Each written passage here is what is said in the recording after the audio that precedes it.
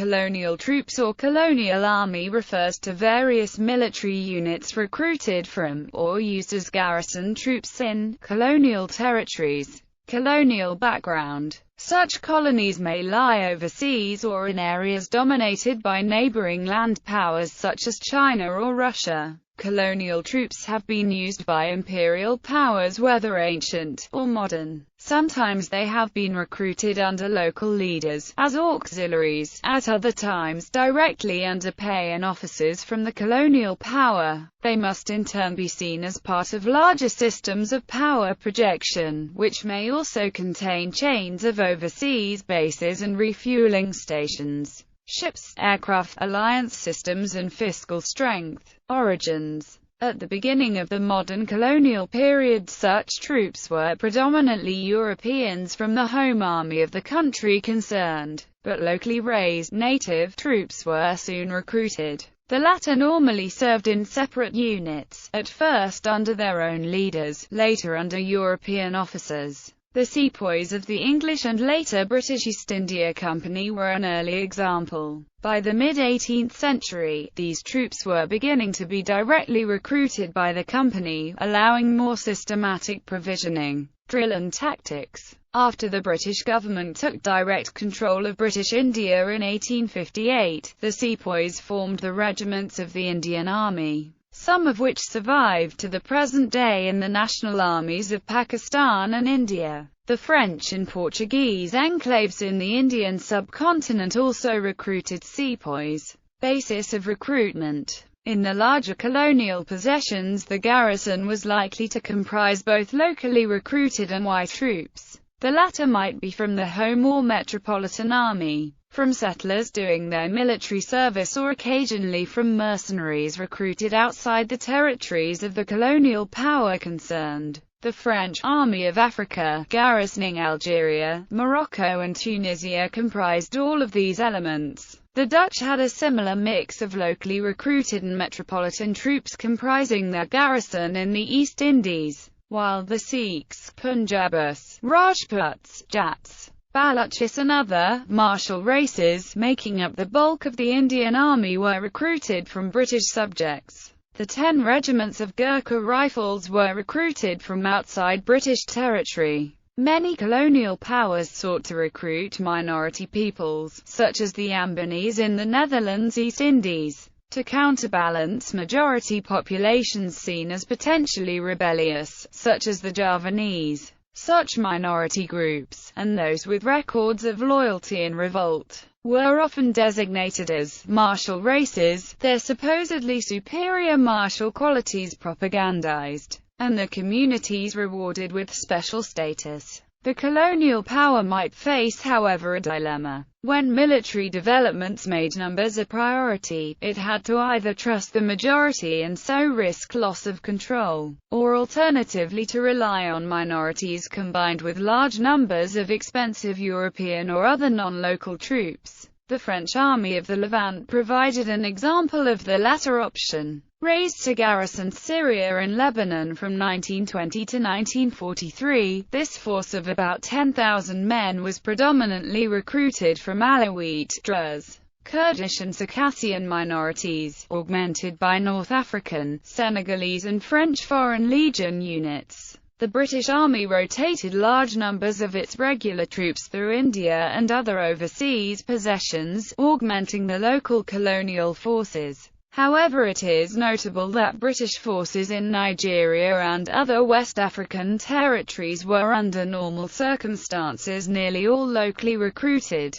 except for officers, some non-commissioned officers and a few specialists. Changes in colonial rule usually meant the continuation of local recruitment, often from the same sources. Both the Spanish and United States rulers of the Philippines employed Filipino troops from the same regions and tribal groups. In the 1830s, the original Zouaves were volunteers from a tribal group which provided mercenaries for both the Turkish and French rulers of Algeria. Settler militia. Colonial troops may comprise local forces drawn from settlers in colonies where these were numerous. In the 18th century, militia units were raised in colonial America. A large portion of the forces maintained by Spain and Portugal in South and Central America until the early 19th century were locally recruited. Colonial militias in Australia, Canada and New Zealand formed the origins of the modern armies of these countries.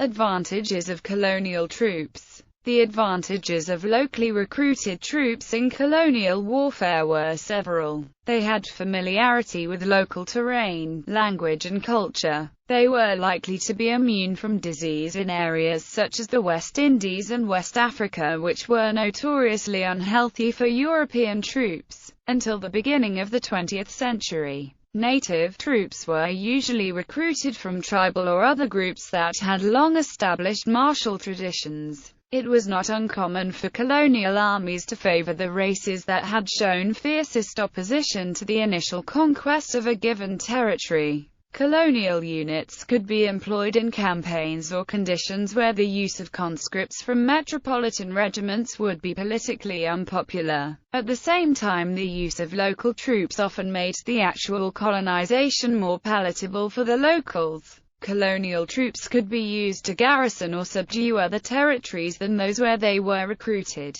thereby avoiding problems of conflicting loyalties. As an example, Italy used Eritrean askaris in Libya and during the two wars with Ethiopia. Indian regiments garrisoned Aden, Singapore and Hong Kong at various times in the 19th and early 20th centuries. During the 1950s, the Portuguese used African troops from Mozambique to garrison Goa, and the Dutch had employed West Africans for service in the East Indies during much of the 19th century. Disadvantages. Colonial troops were usually more lightly equipped than their metropolitan counterparts. This arose primarily from the predominantly light infantry or cavalry roles of colonial forces, designed for low-intensity colonial warfare against poorly armed opponents in difficult country. Until World War II, it was rare to find artillery or mechanized units comprising indigenous troops. This relative lack of up-to-date weaponry and training put colonial troops at an initial disadvantage when facing modern opponents such as the German or Japanese armies of World War II. Even earlier, the African and Indian troops sent to France in 1914 had encountered a climate, diet and general conditions of service that differed greatly from those with which they were familiar. The Senegalese tirailleurs of the French army had to be withdrawn to southern France for recuperation and training during the harsh winters of the Western Front. All Indian troops were withdrawn from the Western Front in October 1915 to serve in Mesopotamia, Palestine and East Africa. On the other hand, the regiments of the Indian Army were an army in their own right with responsibilities in the wider empire. They were equipped as such and were able to take on the Turks, Germans, Italians, and later Japanese more or less on their own, though sometimes accompanied by a substantial British presence. In the early stages of World War I, a British Indian expeditionary force suffered a major defeat by well-trained and led German colonial troops at the Battle of Tanga in East Africa. At the same time, however, two divisions of Indian infantry fought with distinction in France in a type of war and climate for which they had had little preparation. The selection of particular tribes for use in the colonial military, in conjunction with the tendency of colonial powers to label tribes with specific character traits, could lead to the intensification of rivalry between ethnic groups within the colonies. This can be seen in the British theory of martial races and the use of a conscious policy of divide and rule in several of the colonial empires. Use outside areas of origin. By the 20th century, colonial troops were often being used outside the boundaries of their territories of origin. Troops from France's North African colonies served in the Crimean War, the Franco-Prussian War and most notably in the trenches of World War I in France itself. France also made extensive use of African troops in World War II and during the subsequent Indochina and Algerian wars. Indian troops served in Europe in large numbers during both World Wars, as well as in the Middle East, Malaya, Burma and North Africa in World War II. The regulars of Spanish Morocco played a major role in the Spanish Civil War of 1936–39.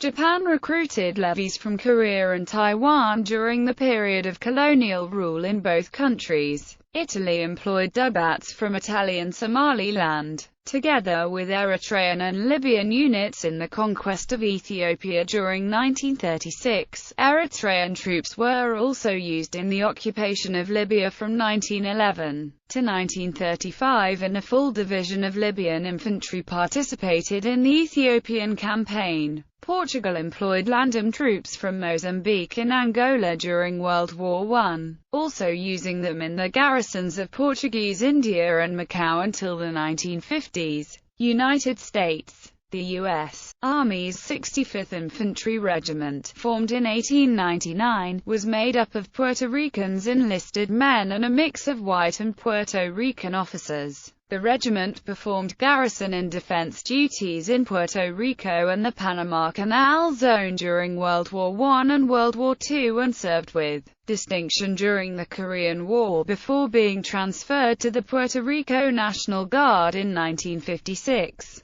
The U.S. Army also had the Philippine Scouts, a military organization of the United States Army from 1901 until the end of World War II. Philippine Scout regiments were among the first U.S. Army units to engage in combat in World War II. Symbolism. Colonial troops sometimes served as symbols or icons of imperial power. Representative detachments of Indian or other empire forces came to London to parade as part of coronation or other major celebrations during the late 19th and 20th centuries. French tirailleurs and spies paraded in Paris on the 14th of July each year until 1962. Until at least the 1930s, British, Indian and French, Italian and Spanish North African regiments were notable for their picturesque uniforms, which incorporated indigenous features such as colorful turbans, cloaks and sashes. Such features were an aid to voluntary recruiting as well as ensuring a high profile for the overseas territories represented. End of empires.